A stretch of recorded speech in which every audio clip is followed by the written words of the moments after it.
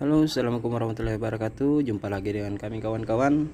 Jadi pada video kali ini kami akan memberikan sedikit tutorial tentang bagaimana cara kami melakukan pembuatan pupuk kompos.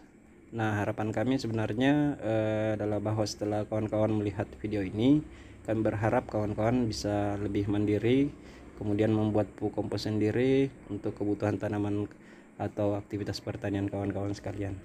Nah, pada hari ini sebenarnya kami telah melakukan pembuatan pupuk kompos. Nah, kawan-kawan bisa melihat pada video atau tayangan berikut ini.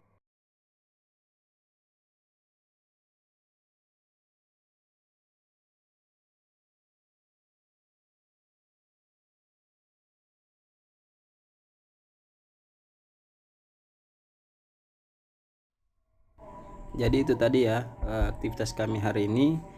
Nah, untuk lebih mengefisienkan waktu serta lebih mempermudah tutorial pembuatan pupuk kompos ini, kami memutuskan untuk lebih menyederhanakannya saja.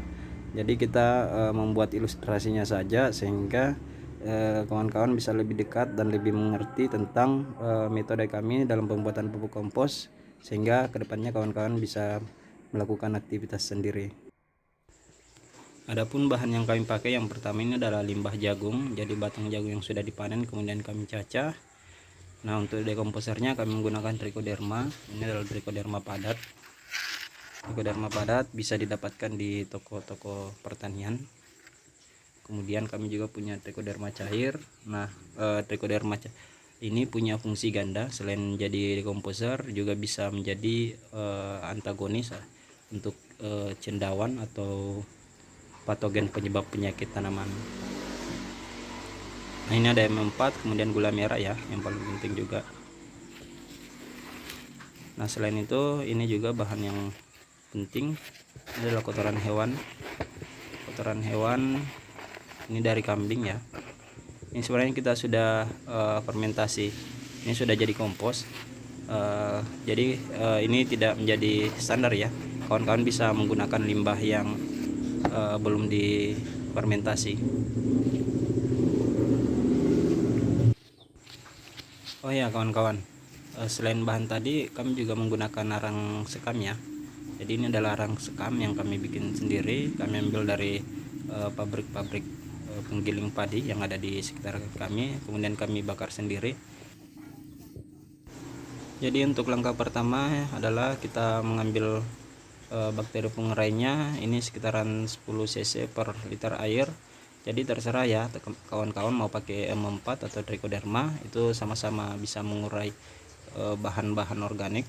Nah, cuman trichoderma secara fungsi dia bisa berfungsi ganda sebagai biofungisida, sekaligus menaikkan kualitas kompos. Kemudian harga kompos juga bisa lebih di-up lagi.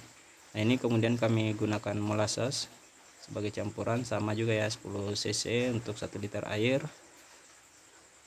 Nah, yang perlu dicatat adalah di saat kawan-kawan mencairkan gula merah, harap mencairkan secara lebih kental ya, karena di beberapa pelatihan yang kami datangi, bahan yang dipersiapkan itu gula merah yang sangat cair, yang punya banyak air.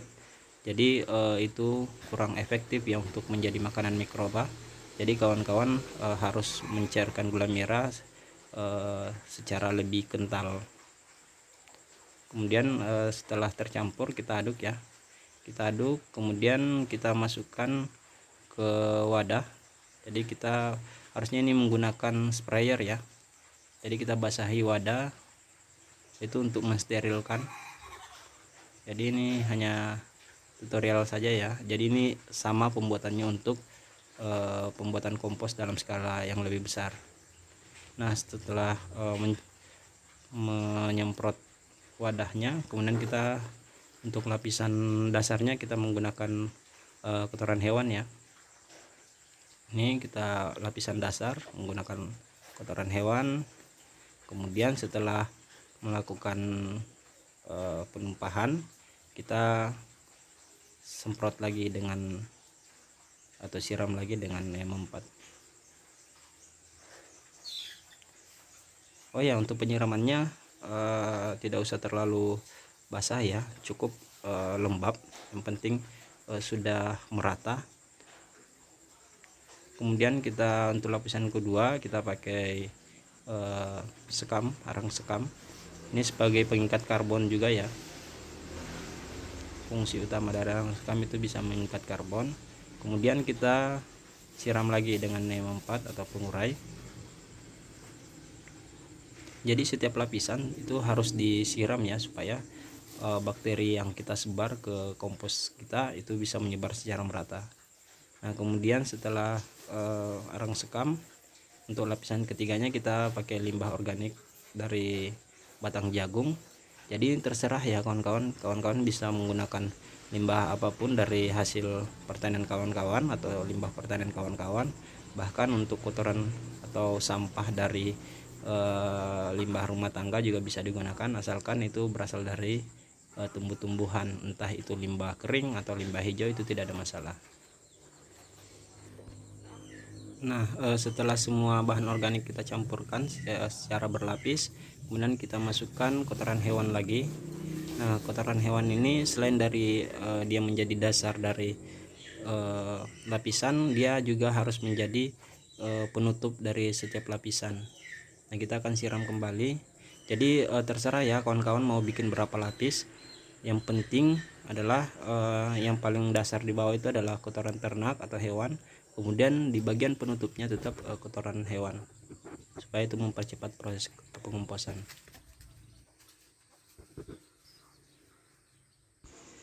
Setelah semua tercampur merata, lakukan penutupan terhadap komposnya untuk menghindarkan dari serangga serta menstabilkan suhu yang ada dalam proses pengomposan.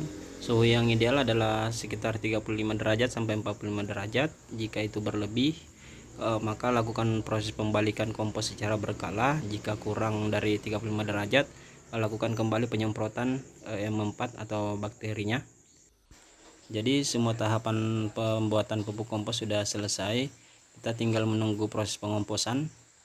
Proses pengomposan itu berkisar antara 2 minggu sampai 1 bulan, tergantung dari cuaca dengan efektivitas bakterinya. Nah, kawan-kawan, untuk lebih lanjutnya silahkan menghubungi kami, mengikuti Facebook kami. Insya Allah kami tetap siap untuk berbagi pengalaman dengan kawan-kawan. Nah, semoga dengan video tutorial ini kawan-kawan bisa mempraktikkan secara langsung di rumah ataupun di lahan kawan-kawan. Terima kasih.